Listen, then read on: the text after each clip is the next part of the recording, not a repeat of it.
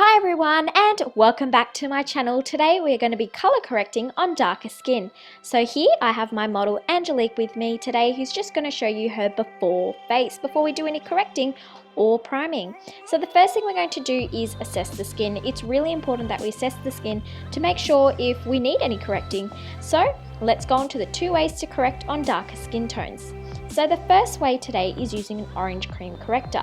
So shortly on the screen you'll see the product that I'm using is the Morphe color correcting wheel, and I'm just using the orange shade to just gently use my brush to pat it under the eyes. Now after that, what I'm going to be doing is using my fingers to blend it in.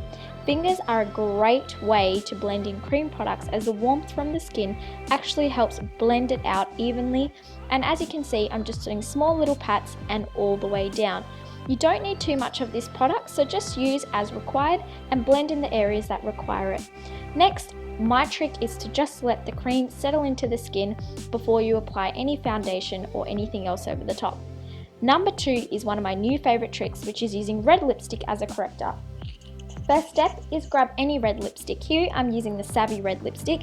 I think this is really good. It's creamy and it's just so affordable. So grab the lipstick and grab a brush and apply the product directly under the eyes. Now as you can see, I'm just using small patting motions again, similar to the cream corrector.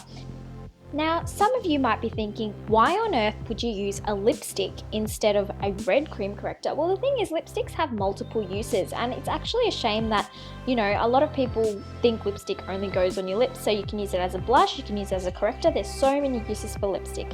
So next, I'm just going to go in and use my finger to blend it out. Now, as you can see, how I'm using my finger is just in small patting motions and in downward rotation. We don't want to be moving too much of the product around, as you don't want to be putting red all over your face either. So then I'm just going to keep patting and patting until I'm happy with the way that it's blended into the skin. Then, if we look at the face again, we can see that there's some dark areas around the mouth.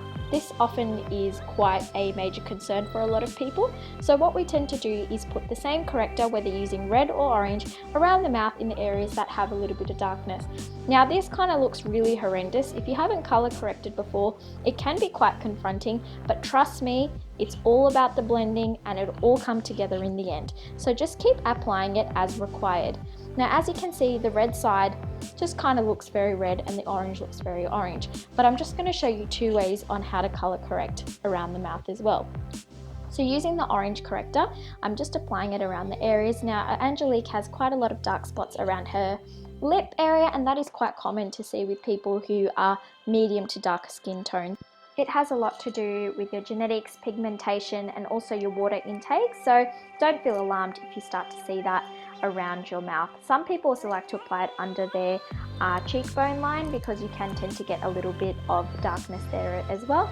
And again, I'm going in with my fingers and I'm blending downwards. As you can see, I'm not moving too much of the product around. I'm just blending it into the areas that I had applied it.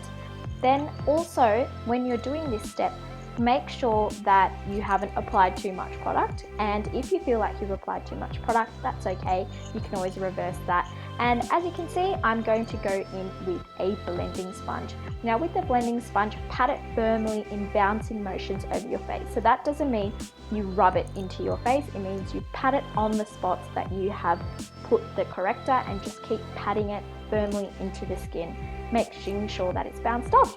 And there you go, that is the completed look. I hope you enjoyed it, and I really look forward to making more videos for you guys. Leave a comment, subscribe, and give me a thumbs up. And thank you so much to Angelique for coming.